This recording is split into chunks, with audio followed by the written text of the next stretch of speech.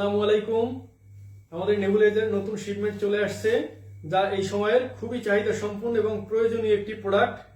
নেবুলাইজারের সাথে থাকছে 6 মাসের গ্যারান্টি সহ একটি সি টাইপ কেবল, একটি অ্যাডাল্ট মাস্ক, একটি বেবি মাস্ক এবং একটি মাউথপিস, যা আপনারা চাইলে দুইভাবেই ব্যবহার করতে পারেন।